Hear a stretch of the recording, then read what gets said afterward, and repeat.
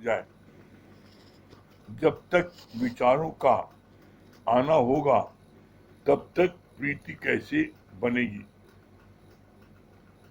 पत्नी पति के अनुसार चलती है तो झगड़ा नहीं होता। कल यहां तक हुआ था,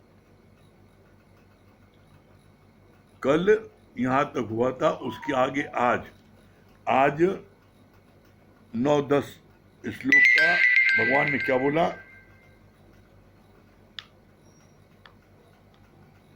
गुरु कहता है मनी यूजलेस है,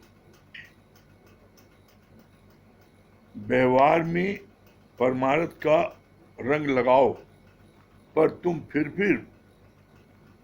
पूर्ण रूप से एग्री नहीं करते। पतिव्रता स्त्री सदैव कोशिश करती है कि मैं पति की प्रेयसी बनी रहूं, कभी भी वो सौतन न ले आए। ऐसे ही तुम भी सदैव अपने को ऐसा बनाओ जो तुम गुरु के प्रेम पात्र बने रहो।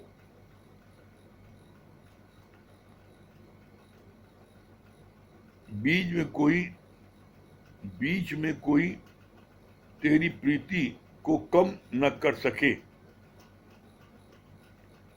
सौतन कोई दूसरा नहीं पर सौतन है तेरा अपना मन।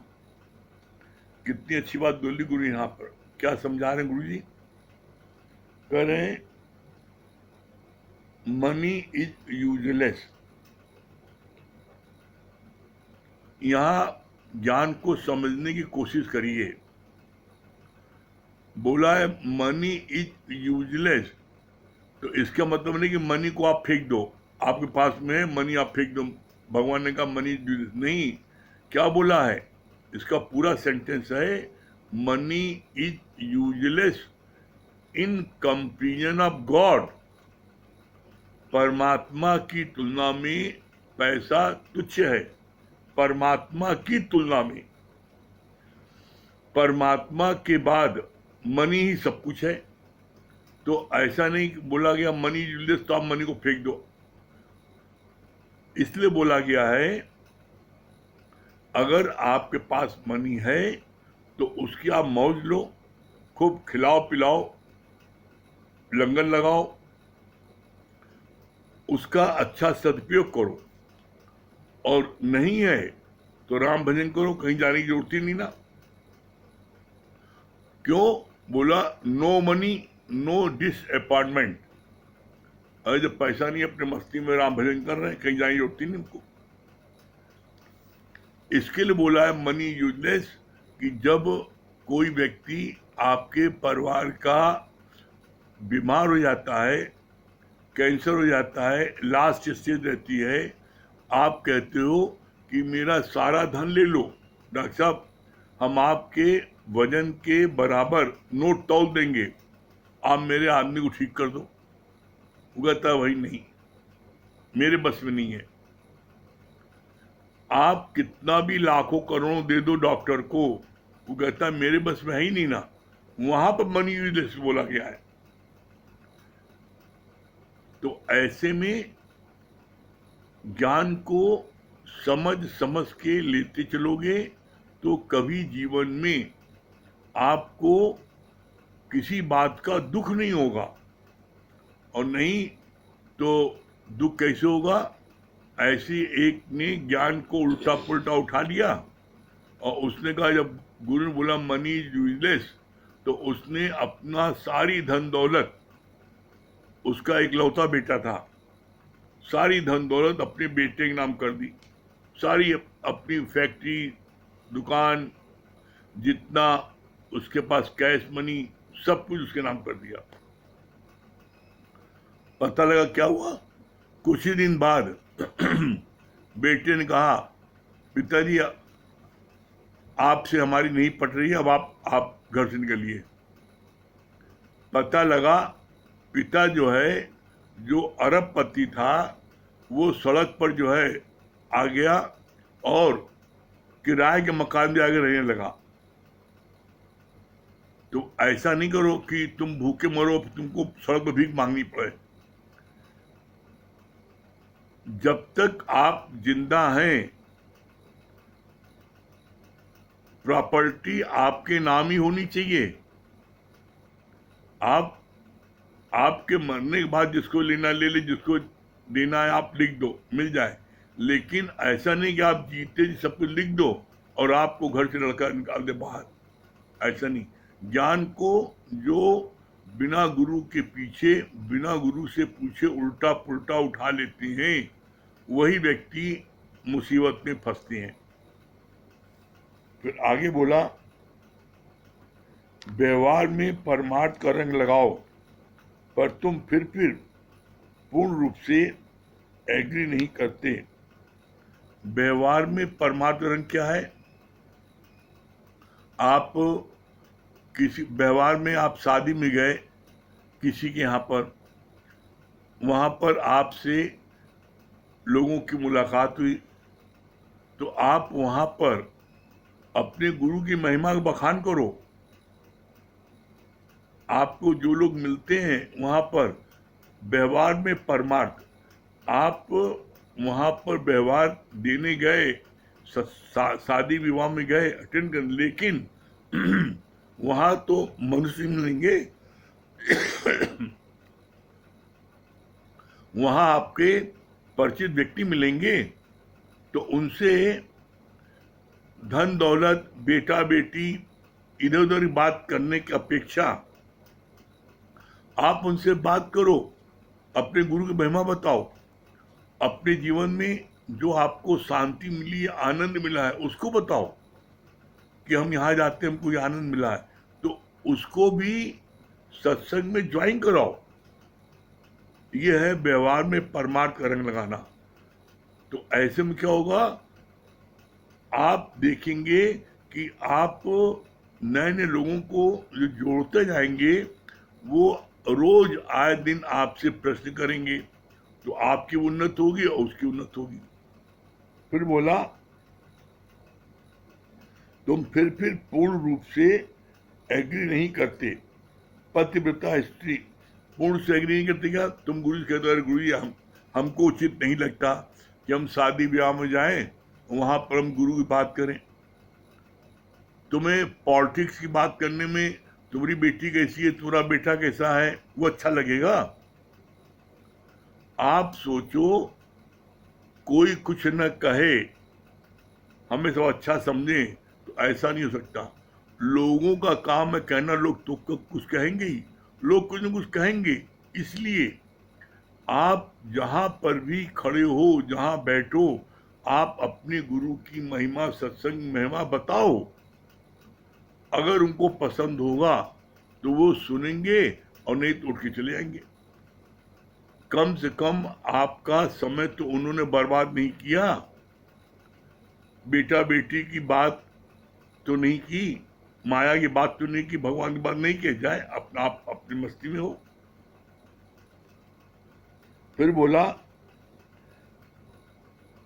यहां समझ क्या दिया, बोला पतिव्रता स्त्री, जो पतिव्रता स्त्री होती है, समझदार होती है, वो हमेशा इस बात का ध्यान रखती है कि मेरे पति को क्या पसंद है, मेरे पति को खाने में क्या पसंद है, पहनने में क्या पसंद है, बातचीत करने में क्या पसंद है, तो वो उसी के अनुसार अपने को ढाल लेती है और पति की इच्छा के अनुसार चलती है।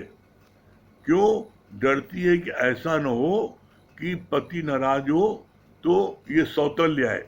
सौतन कैसा? दो प्रकार का।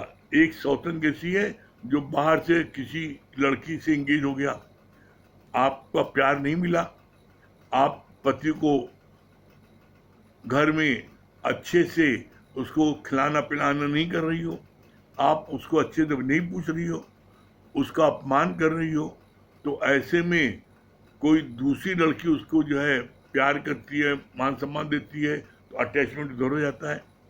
तो वो उसको देरी नहीं लगेगी, वो कहेगा ठीक है, एक घर वाली एक बाहर वाली, तो बुला रख लेगा। तो ऐसे में तुम्हारा जो प्यार उसको मिलने लगेगा, तो नुकसान किसका होगा? तुम्हारा नुकसान होगा। इसलिए समझदारी क्या है कि उसकी मर्जी के अनुसार चलो। दूसरी कौन सौतन है? दूसरी सौतन है तुम्हारा मन। ये मन जो है, जब पत्नी का प्यार नहीं मिलेगा तो तुम उसका मन जो है, उसका मन उसके पे हट जाएगा और वो उससे दूर भागेगा।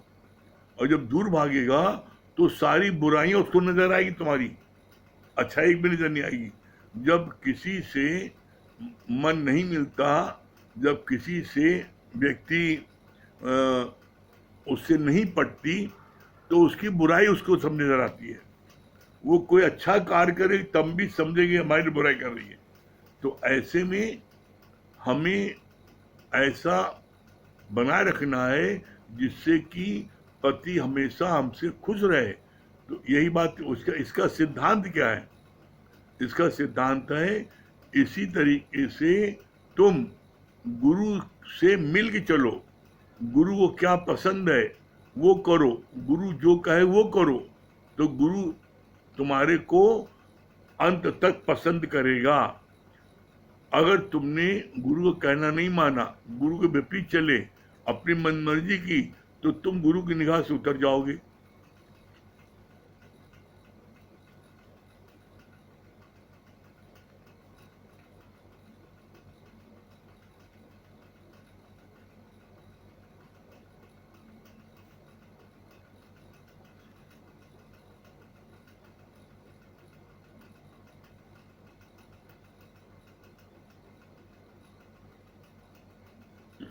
कितनी अच्छी बात बोली भगवान ने यहाँ पर। कहा कि तुम भी सदैव अपने को ऐसा बनाओ जो तुम गुरु के प्रेम पात्र बने रहो, कि बीच में कोई तेरी प्रीति को कम न कर सके। गुरु से तुम्हारी प्रीति को कोई कम न कर सके। ये कब कब संभव है? जब आप गुरु की आज्ञा के अनुसार चलते रहोगे, आप सत्संग आते रहोगे। तो बोला ऐसे में गुरु की कृपा तुम्हारे ऊपर हमेशा बनी रहेगी। और जिस पर गुरु की कृपा हो जाए उसके लिए मोक्ष प्राप्त करना बहुत ही सरल हो जाता है। क्यों? क्योंकि जब गुरु से प्रीत तुम्हारी हो जाती है, गुरु की कृपा बढ़ जाती है, तो बोला as the company so the colour. तुम्हें गुरु साथ रखता है तो गुरु के सारे गुण तुम्हारे अंदर आ जाते हैं। और जब गुरु के सारे गुण तुम्हारे अंदर आ जाते हैं तो मुक्ति भरे पानी, मुक्ति जो है गुरु के यहाँ पर पानी भरती है। क्या बोला है? One touch, one glance of true guru enough to show you God. सच्चा गुरु का सिर्फ एक बार स्पर्श करना ही पर्याप्त है तुमको जीव से भगवान बनाने के लिए। तो हमेशा इस कोशिश रहे कि गुरु के हम कृपा पात्र बने रहें। और इसमें सबसे बड़ा अचीवमेंट क्या होता है? जब आप गुरु के कृपा पात्र बन जाते हो तो सारी दुनिया आपको अपने पलकों पर बैठाती है। सारी दुनिया आपको जो है, आपको गुरु का ही रूप मानने लगती है। क्यों? क्योंकि हर कोई जानता नहीं गुरु की इसके ऊपर विशेष कृपा है। तो हर कोई अपना कृपा पाने के लिए तुमको अप्रोच करता है कि जब थोड़ा सा हमारे पर गुरु जी की कृपा करा दो। अपनी बात तुमसे कहने लगता है, सिफारिश करने लगता है। तो दिन पर दिन तुम्हारी वैल्यू बढ़ती जाती है और सबके तुम जो हो क्या है, चहेते हो जाते हो। फिर आगे क्या बोला?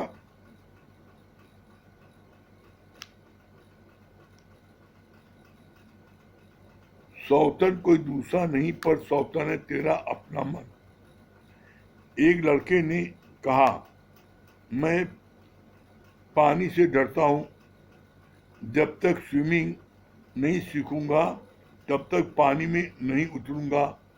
तो ऐसे ही तुम बोलते हो जगत में विक्षेपता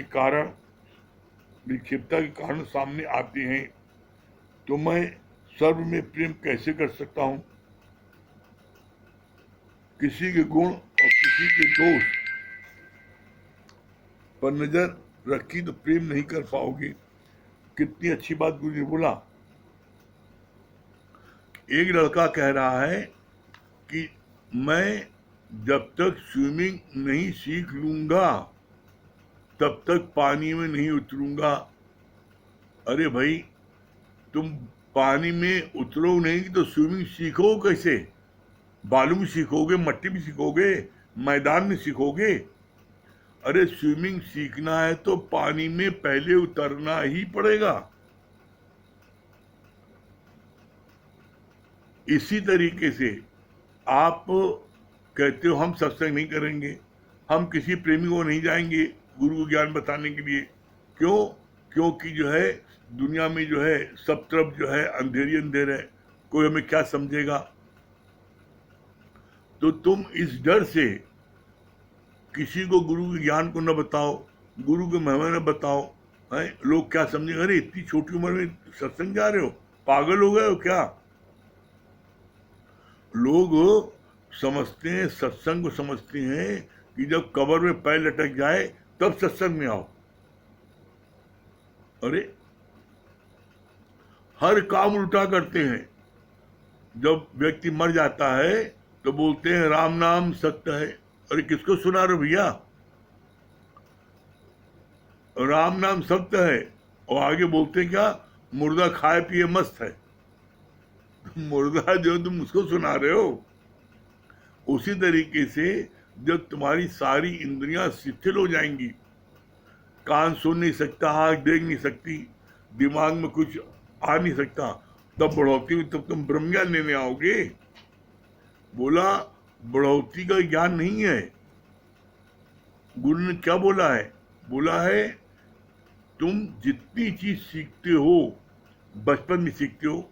तुमको साइकिल सीखना है, स्कूटर सीखना है, कार सीखना है, घोड़सवारी सीखना है, स्विमिंग सीखना है, पढ़ाई लिखाई करना है, तो सब बचपन में जाते हो ना सीखने के लिए, कि कोई काम बूढ़े में करते हो। तो बोला इसी तरीके से जो ब्रह्म ज्ञान में बचपन में आ जाता है उसके लिए क्या है? ये ज्ञान हीरा है। और जो जवानी में आता है उसके लिए ये ज्ञान चांदी है। और जो बुढ़ौती में आता है उसके लिए गोबर है। गोबर भी बड़ा उपयोगी होता है, बहुत सी बीमारी में काम आता है। आप जब पूजा पाठ करते हो तो गोबर के लेप लगाते हो। तो इसका सिद्धांत क्या है कि आप बुढ़ापे में अगर आओगे तो अधिक से अधिक आपको मुक्ति मिल जाएगी गुरु के ज्ञान से। लेकिन आप बचपन में आते हो तो आप तो मुक्त होगे और आप अपने साथ में हजारों को मुक्त करने की सामर्थ रखते हो। इसलिए बोला कि बचपन में ये ज्ञान हीरा है। फिर कितनी अच्छी बात बोली भगवान ने।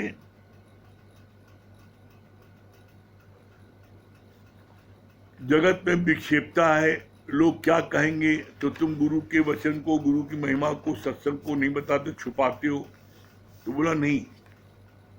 अरे भाई तुम वहां जाओगे, जाने पर ही तुमको जब चार लोग कहेंगे तो तुम्हारे को गुरु की प्रेरणा मिलेगी, तुमको जवाब देना भी आएगा।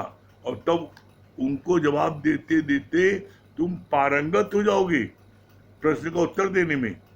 तो किसी बात से डरो नहीं। तो आगे बोला गुरुजी ने,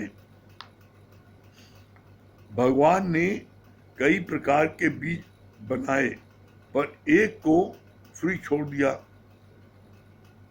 फ्री किसको छोड़ा? इंसान को। बोला भगवान ने कई प्रकार के बीज बनाए पर एक को फ्री छोड़ दिया कि तुम जैसा चाहो वैसा बनो, जो तुम्हें पसंद आए उसमें गर्क हो जाना। पहले पहल उसे नीम का वृक्ष दिखा, वहां की ठंडक हरियाली पसंद आई। इतने में देखा कि कोई नीम की कड़वाहट पर थू थू कर रहा है। वहां से वो वहां से वो आगे बढ़ा तो सुंदर गुलाब का खिला वह फूल दिखाई पड़ा, नजर आया। फिर उसमें क्या देखा, उसमें कांटे हैं। ऐसे ही चलते चलते बीच का जीवन यात्रा ही समाप्त हो गई। यहाँ पर भी भगवान ने मनुष्य को फ्री विल पर छोड़ दिया कि तुम जैसा चाहो वैसा जीवन बना सकते हो। गुरु के पास भी पहुंचते हैं तो अनेकों गुण भी दिखते हैं, पर साथ साथ कोई मानवीय विकार भी दिख जाता है। फिर मन वहां मिटना कबूल नहीं करता। ऐसे ही चलते चलते मनुष्य का जीवन यात्रा ही समाप्त हो जाती है। एक समय ऐसा आता है जब मिटने की क्षमता ही नहीं रहती, शक्तिहीन हो जाता है, तो फिर कुछ नहीं बन पाता। क्या बोला? दोष दृष्टि। दोष दृष्टि यदि तुम्हारे में है तो तुम कुछ भी नहीं बन पाओगे। भगवान ने मनुष्य को फ्री छोड़ा कि तुम जैसे चाहे ऐसा बन जाओ। तो नीम का पेड़ देखा, इतनी बड़ी इतनी अच्छी छाया है, नीम की कितनी बड़ी, वो सारी चीज देखी, सोचा हम नीम के पेड़ बन जाए। तब देखा अरे लोग थू थू कर रहे हैं, इतनी बड़ी खड़ी हुई है। फिर देखा गुलाब खिला हुआ है, तो सोचा गुलाब का फूल बन जाए, बड़ी बड़ी अच्छी इसमें सुगंध है, बड़ा खूबसूरत है। देखा रहे इसमें तो कांटे कांटे हैं, तो बेकार इसको न बने। फिर इसी तरीके से क्या हुआ, पता लगा कि जो है वो एक एक चीज को देखता गया, आगे बढ़ता गया, अपने को कहीं गर्क नहीं किया। परिणाम क्या हुआ? परिणाम हुआ कि एक समय ऐसा आया कि उसकी एज निकल गई और अब उसकी मिटने की क्षमता समाप्त हो गई। कैसे? जैसे जो बच्चे आपके अपनी पूरी बॉडी को रबड़ की तरह मोड़ लेते हैं, तो वो जिम्नास्टिक में बचपन से जाते हैं तो उनकी पूरी बॉडी एकदम रबड़ की तरह हो जाती है। अब वो बच्चे में नहीं जाकर के वो जवानी में जाए तो उनकी बॉडी नहीं हो सकती। वो क्यों? वो जो लचीलापन होता है वो बचपन में रहता है, जवानी समाप्त हो जाता है। फिर इसी तरीके से लोग भुक्तभोगी होते हैं। शादी की एक एज होती है कि भाई शादी की एज है, भाई आपके 20 साल से लेकर 30 साल तक। लेकिन बहुत से लड़के या लड़के के माँ बाप अपने बच्चे को इतना ज्यादा उसको हाई फाई समझने लगती हैं कि कोई लड़कियों को पसंद नहीं आती। पता लगता है कि अच्छे से अच्छे ऑफर आते हैं शादी के, उसको वो जो रिजेक्ट करते हैं, नहीं करना, हमको नहीं करना है। और पता लगता है यही ना ना ना करते करते उम्र बीत जाती है 35 साल।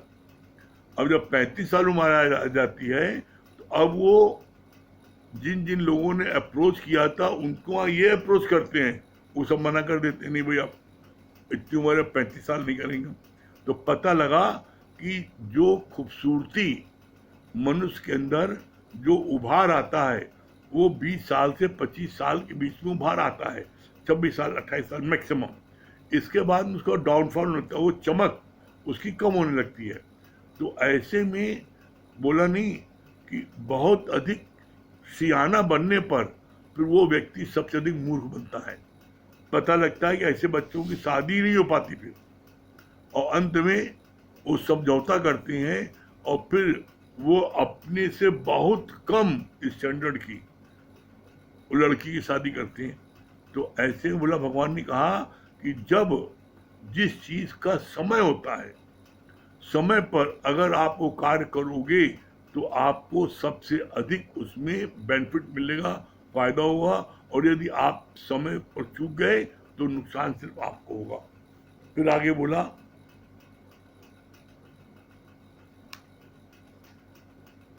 भगवान की कई प्रकार के बीज बनाए। हाँ ये हो गया।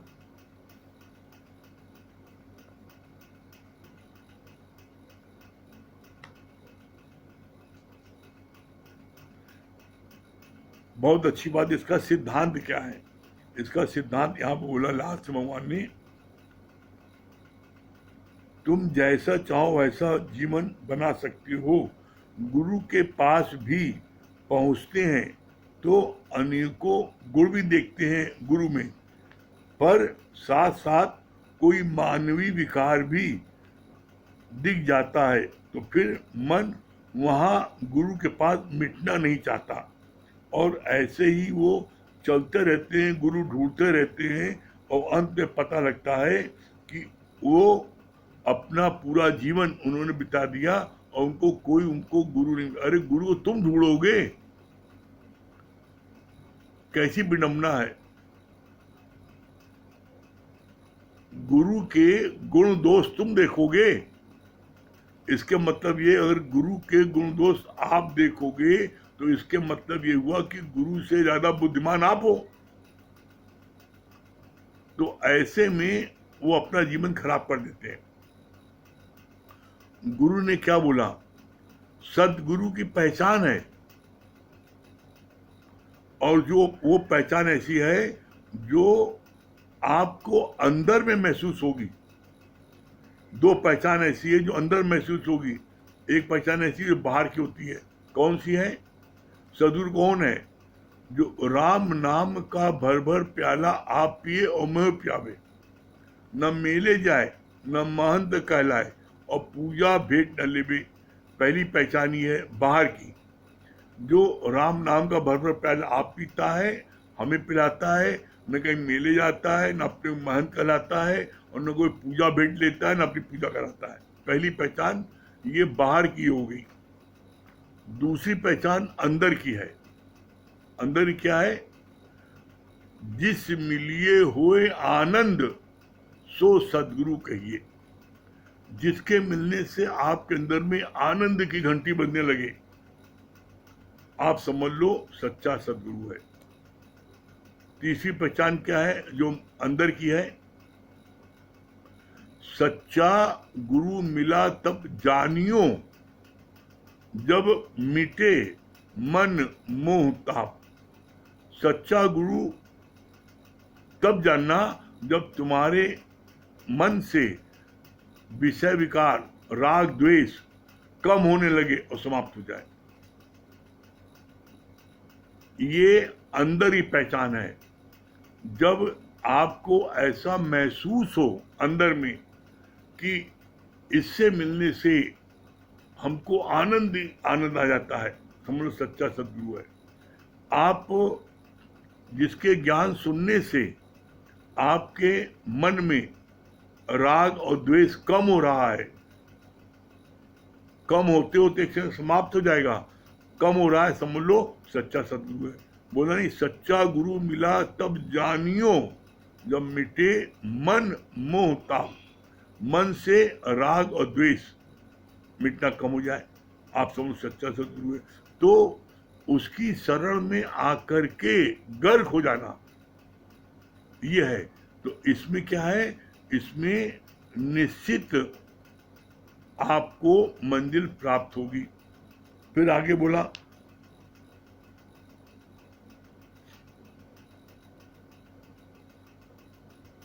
मनुष्य कभी तो गुरु नानक के जीवन पर फिदा होता है, कभी कृष्ण की तरफ बनना चाहता है, पर बन किसी तरह नहीं पाता, क्योंकि मिटने से डरता है।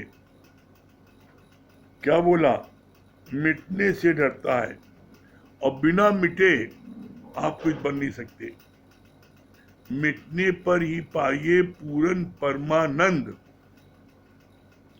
जब बीज धरती में मिटता है तब उसी स्थान पर पोपल उठती है, पौधा बनता है, वृक्ष बनता है, उस वृक्ष में से फल फूल निकलते हैं, जिससे सबको को वो फल फूल और छाया मिलती है। बीज वृक्ष कब बना? जब उसने अपने को मिटाया। इसी तरीके से जब कोई जीव अपने अहंकार को मिटाता है तो उसी में से ब्रह्म प्रकट हो जाता है। इसकी पहचान है। इसको गुरु जी ने साबित किया है। कैसे? जब मैं था तो हरि नहीं, अब हरि है तो मैं नहीं। एक म्यान में दो तलवार देखा सुना न कोई। आप कहो मैं जीव ये भी रहे और परमात्मा भी रहे, तो बोला ऐसा नहीं हो सकता। एक म्यान में दो तलवार देखा सुना न कोई। एक म्यान में दो तलवार नहीं आ सकती। इसी तरीके से एक समय में या तो जीव रहेगा और या भगवान रहेगा। अगर जीव रहता है, मैं रहती है, तो भगवान हट जाता है, और जब मैं गायब हो जाती है तो सिर्फ परमात्मा ही परमात्मा रह जाता है।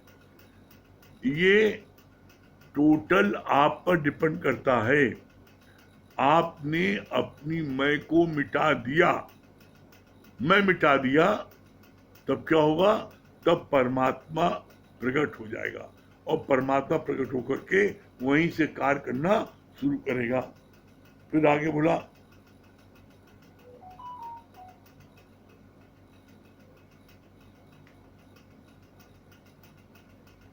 बोलते तो हैं स्वाद स्वाद सिमरो गोविंद, पर कितने श्वास तेरे परमात्मा के निमित्त खर्च होते हैं? Question mark. बहुत अच्छी बात बोली है। लोग गाते हैं, कहते हैं श्वास श्वास सुमरो गोविंद, मतलब हर श्वास में गोविंद को सुमरो। गुरुजी ने क्या बोला? गुरुजी ने कहा, पूछा कि तुम कितनी श्वास परमात्मा को भजते हो। भजने मतलब क्या होता है? सत्संग में बैठना, ज्ञान सुनना, ज्ञान सुनाना, ये है। भजने मतलब नहीं राम राम राम राम कहना, कृष्ण कृष्ण कहना, उससे कुछ फायदा नहीं है। राम राम जपने से, कृष्ण की जपने से मुक्ति नहीं मिलेगी। मुक्ति मिलेगी ब्रह्म ज्ञान को सुनने से, मुक्ति मिलेगी ब्रह्म ज्ञान को अपने जीवन में लगाने से। और इसका जो है दो तरीका भगवान ने बताया है। क्या दो तरीका है? जो सरल आपको लगे आप कर लो। बोला, पहला तरीका क्या बोला? सुनत कहत रहत गति पाए। पहला तरीका क्या है? गुरु के ज्ञान को सुनो, फिर किसी जरूरतमंद को गुरु के ज्ञान को जाके सुनाओ कि आज गुरु जी मैंने ये बताया, गुरु जी ने ये बताया, गुरु जी ने बताया। पूरा आप उसको ज्ञान जाके बताओ। जब आप बताओगे तो सबसे पहले आपका कान, आपके मुख के नजदीक सबसे पहले कान है, आपका कान सुनेगा, और बताते बताते परिणाम क्या होगा? सुनत कहत रहत गति पाए। आप न चाहते हुए भी आपकी रहनी वैसी बन जाएगी। कैसे? जैसे आप किसी को सुना क्या है कि क्रोध जो है कोड़ के समान है। बोला क्रोध लिखो, का से कोड़, रा से रोना, धा से धिक्कार। जो क्रोधी व्यक्ति होता है उसको तीन चीज प्राप्त। बोला जैसे कोड़ी व्यक्ति से लोग दूर भागते हैं, वैसे क्रोधी लोग दूर भागते हैं। रा से रोना, सारी जिंदगी उसको रोना पड़ता, कोई उसके पास नहीं आता। और धा से धिक्कार, सब जगह उसको धिक्कार मिलता है। आप सुना के आते हो, तो जब भी आपके मन में क्रोध आएगा, क्रोध करने लगोगे, तो तुरंत आपको ये वचन याद आ जाएगा, अरे क्रोध करने का ये नुकसान है। आपका तुरंत पारा डाउन हो जाएगा, आप क्रोध नहीं कर पाओगे। एक समय ऐसा आएगा कि क्रोध आपका टोटल समाप्त हो जाएगा। और आज दुनिया में सबसे अधिक लोग परेशान अपने क्रोध से, सबसे अधिक परेशान है अपने क्रोध को काबू में न करने के कारण वो अपना नुकसान कर लेते हैं। और क्रोध, इस ज्ञान में रोज बैठने पर क्रोध आपका कहाँ गायब हो जाएगा, आपको स्वयं आश्चर्य होगा। फिर आपको व्यवस्था को कायम रखने के लिए, डिसिप्लिन को मेंटेन रखने के लिए आपको क्रोध को कभी कभी बुलाना पड़ेगा। एक होता है क्रोध आना, एक होता है क्रोध बुलाना। क्रोध जो आता है वो सब जला के राख कर देता है, और एक क्रोध बुलाते हैं तो बोलते हैं कैलेंडर की आग की तरह। जैसे कैलेंडर में आग जल रही है और कैलेंडर को जलाती नहीं, उसी तरीके से ज्ञानी जो है क्रोध को बुलाता है और व्यवस्था को कायम करके क्रोध को वापस भेज देता है, और अज्ञानी के ऊपर क्रोध हावी हो जाता है, जिसके कारण से वो अपना नुकसान कर लेता है। पता लगता है कि क्रोध में आया, मुक्का मारा, हाथ की हड्डी टूटी, 50,000 रुपये जब देना पड़ा तो बड़ा रोना गाना रही, जो बड़ा नुकसान हो गया। तो क्रोध के कारण ऐसा हुआ ना, तो क्रोध जो है सब कुछ जला के राख कर देता है। तो अज्ञानी के ऊपर क्रोध आता है और ज्ञानी क्रोध को बुलाता है व्यवस्था को कायम रखने के लिए। आप नित्य ज्ञान सुनते जाओगे, आपका क्रोध कहाँ गायब हो जाएगा आपको खुद ही पता लगेगा। ठीक है। हाँ, सुशीला जी।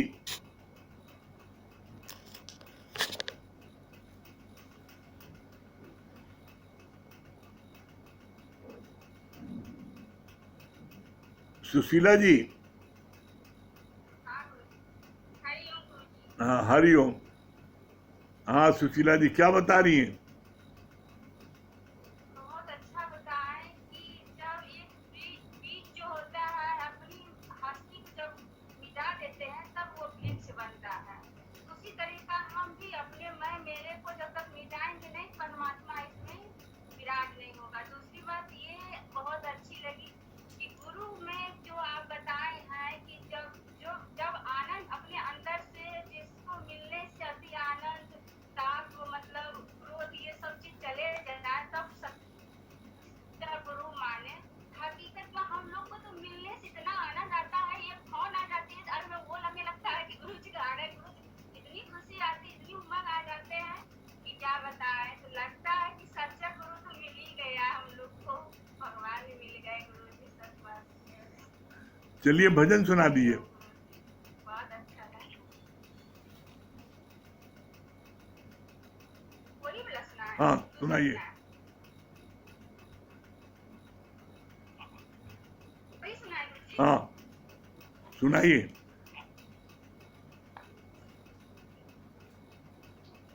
हाँ हाँ सुनाइए। ठीक है। तेरा प्यार खींच कर लाया, तेरा प्यार खींच कर लाया, मोहे सावरिया तेरे द्वारे। तेरा प्यार खींच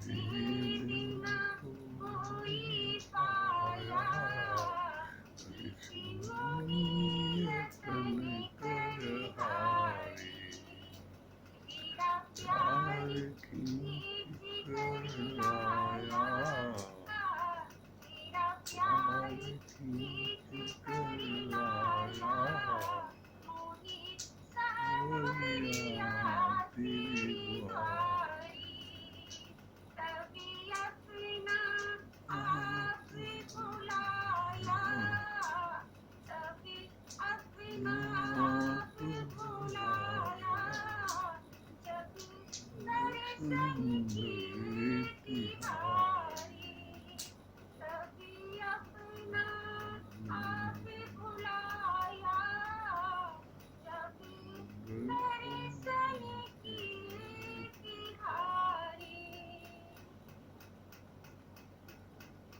हाँ हैं? इसको? दिनेश भैया हरिओम गुरु जी। हरिओम। हाँ दिनेश भैया, बहुत अच्छा गुरु जी ने बताया कि लोग जो अपने पति परमेश्वर या गुरु को भूल जाते हैं वही मन के स्वतंत्र। आपकी आवाज रुक गई, बस सुनाई नहीं पड़ रहा है। दिनेश भी आपकी आवाज नहीं आ रही है।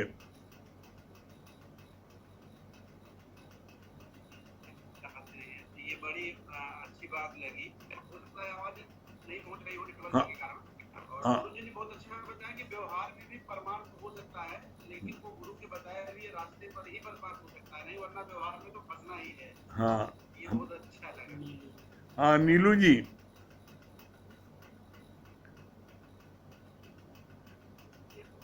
नीलू जी, हरिओम गुरुजी। हाँ हरिओम। हरिओम गुरुजी। हरिओम, क्या बताएं नीलू जी? वास्तव में गुरुजी आज ऐसे सच बात है लगा कि वाणी मेरे लिए आज चली है कि आज गुरु ने तो दिया है। बहुत अच्छा लगा कि जैसे आपने बताया कि बीज सब बीजों को लगाया, एक बीज को स्वतंत्र कर दिया कि जाओ अपने से लग जाओ। वो ढूंढता रहा कि मैं कहाँ लगूं करके पूरा जीवन बर्बाद हो गया। इसी तरीके से मनुष्य भी है, स्वतंत्र भगवान ने छोड़ दिया, लेकिन गुरु हमें उसके सही मूल को और जो है कैसे मिट कर कैसे वृक्ष मतलब बनता है, ये चीजें सब अनुभूति आज गुरु जहाँ खड़ा है वहाँ हमें खड़ा करने की कोशिश कर रहे हैं और निरंतर प्रयास है। तभी कहते हैं कि नहीं, जो ज्ञान दिया है उसको जाके बांटो, इसमें हमारा ही उद्धार है। और महसूस हो रहा है गुरु जी सच में गुरु के मार में भी सवार है, दुनिया वालों के प्यार में भी खास है। हरिओम। राम प्रकाश भैया, बैठे हुए हैं। हाँ दिए दिए। हाँ भैया हरिओम। हाँ अनु भैया क्या बता रहे हैं? अच्छा लग रहा है? हाँ राम प्रकाश भैया। हाँ सदगुरु के कोट पर शुक्राने भैया। हरिओम। हरिओम।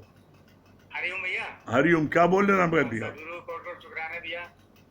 हाँ भैया, कितना अच्छा आपने बताया भैया कि गुरु की जो पहचान बताई आपने, कि गुरु की जो 3 पहचान बताई, कितना सुंदर है वो कि राम नाम का भर भर प्याला आप पिए और मोहे खिलावे, न मंदिर जाए न मेले जाए, पूजा भेंट न लेवे। दूसरा आपने कितना सुंदर बताया कि जिस मिलिए हो आनंद, जिसको देखते ही मन में इतना खुशहाली आ जाती है, आदमी उसको देख के गुरु को इतना आनंद से भर जाता है कि अंदर घंटी बजने लगती है। जैसा आप बोलते हैं हमेशा के अंदर घंटी बजने लगती है।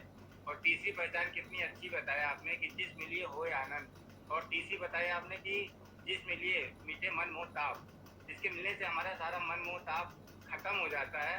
ऐसा सच्चा गुरु हम लोगों को मिला है। और कितनी अच्छी आप बात बता रहे थे कि हमेशा हम अपने सत्संग के प्रचार प्रसार में रहें। हम कहीं भी जाते हैं, सत्संग का कुछ भी बात बताते हैं, लोग ताना मारते हैं, अरे लोग ये समय जवानी में ये कर रहे हैं, इनको तो बुढ़ापे में, जब जैसे आपने भी बताया कि जब कब्र में पैर हो जाए तब आदमी कहता है तब आप भगवान का नाम लो। तो वो समय हम कब्र में पैर रख के उस समय हम भजन करेंगे तो पाएंगे क्या? ये तो ज्ञान बताया आपने कि हीरा अगर हमें बचपन में मिल जाए, जवानी में मिल जाए, सोना है, बुढ़ापे में तो ये चांदी या गोबर की तरह है। आपने बहुत सुंदर, बहुत अच्छे। ये तो गोबर की तरह हो गया, बहुत गोबर सुंदर। काम आता है, हाँ बुढ़ापे ठीक। में मिल जाए। सही बात है। कि हमेशा बस भगवान के शरण में रहें, गुरु के शरण में रहें बस। बहुत बढ़िया। हाँ महेश भैया। हरिओम भैया। हरिओम।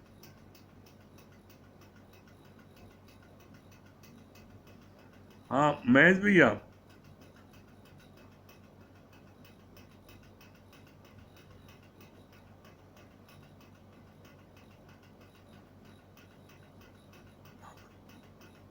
हमारी आवाज महेश भैया सुन रहे तो आए, नेटवर्क नहीं चल रहा हो तो।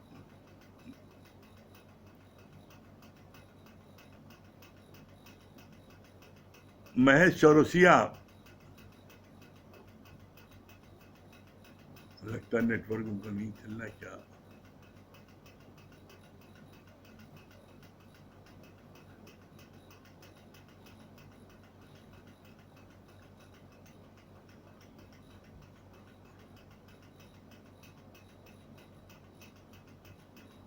अच्छा आ तो गया। हाँ महेश भैया, आपकी आवाज नहीं आ रही है।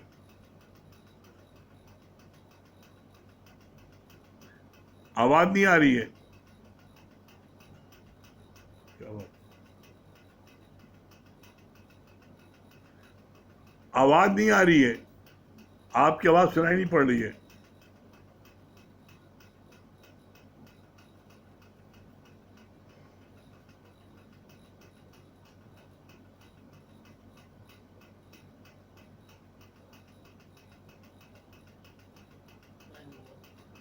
आपकी आवाज नहीं आ रही है। चलिए कोई बात नहीं, आवाज नहीं आ रही है, समय हो रहा है, ओम को जाप कर लें।